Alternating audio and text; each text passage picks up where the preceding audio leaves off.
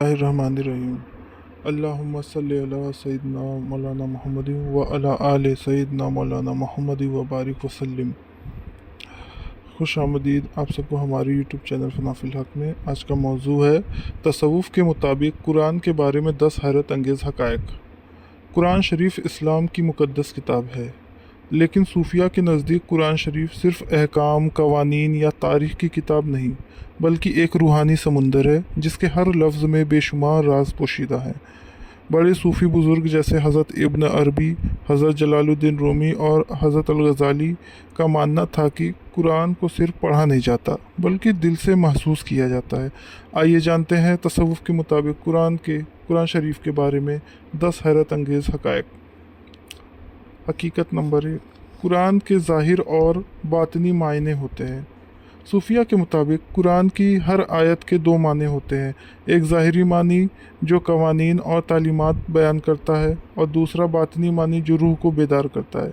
सूफ़ी कहते हैं कि जितना इंसान का दिल पाक होता है, उतना ही गहरा राज कुरान उस पर ज़ाहिर करता है। हकीकत नंबर 2, कुरान का हर हुर्फ रूहानी ताकत रखता है।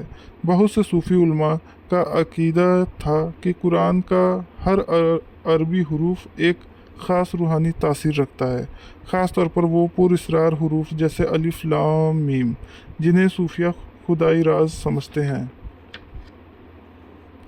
हकीकत नंबर 3, कुरान को समझने की कुंजी दिल है। सूफिया के मुताबिक सिर्फ़ अक्ल कुरान को मुकम्मल तौर पर नहीं समझ सकता। असल समझ उस वक्त आती है जब दिल बेदार होता है।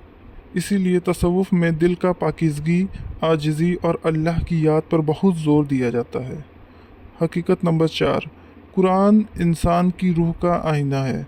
सूफिया कुरान की कहानियों को सिर्फ़ तारीख़ी वाक़यात नहीं समझते, वह इन्हें इंसान के अंदर जारी रूहानी जद्दोजहद की अलामत मानते हैं। मसलन फ़िरौन नफ्स और गरूर की अलामत है, हज़रत मूसा अलैहिस्सलाम हिदायत और सच्चाई की अलामत हैं, सहरा का सफ़र रूह की आजमाइश को ज़ाहिर करता है।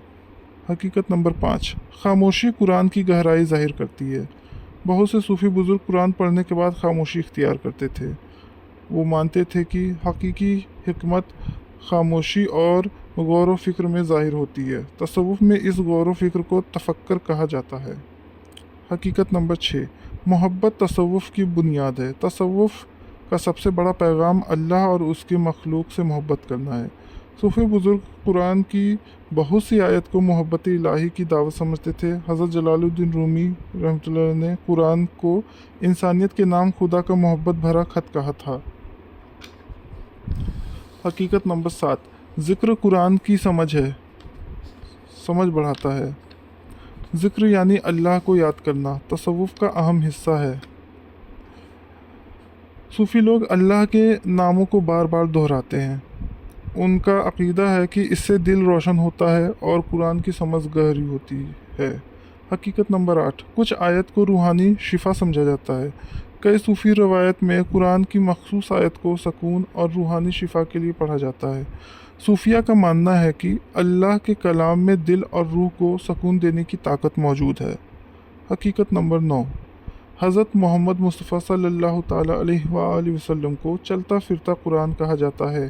सूफ़ी बुज़ुर्ग हज़रत मोहम्मद मुस्तफ़ा सल्लल्लाहु ताला अलैहि वसल्लम को मुजस्सम कुरान कहते हैं, क्योंकि आप हज़रत मोहम्मद मुस्तफ़ा सल्लल्लाहु ताला अलैहि वसल्लम की ज़िंदगी कुरान की तालीमात का अमली नमूना थी।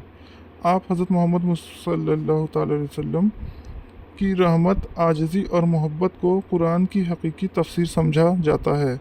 हकीकत नंबर 10, कुरान का आखिरी मकसद अल्लाह के करीब करना है। तसव्वुफ़ के मुताबिक कुरान का सबसे बड़ा मकसद इंसान को अल्लाह के करीब लाना है। हर आयत, हर हुक्म और हर कहानी रूह को बेदार करने के लिए है। सूफिया के नज़दीक कुरान सिर्फ पढ़ने की चीज़ नहीं, बल्कि अल्लाह तक पहुँचने का रास्ता है। तसव्वुफ़ कुरान को सिर्फ़ एक मजहबी किताब नहीं समझता, बल्कि उसे रूह की रोशनी, मोहब्बत का पैगाम और खुदा तक पहुँचने का ज़रिया मानता है। सूफिया कहते हैं, जब कुरान सिर्फ़ आँखों से पढ़ा जाए तो इल्म हासिल होता है, लेकिन जब दिल से पढ़ा जाए तो इंसान बदल जाता है। कुरान के अल्फाज सिर्फ़ आवाज़ नहीं, वो नूर है जो दिल के अंधेरों को ख़त्म कर देते हैं। शुक्रिया।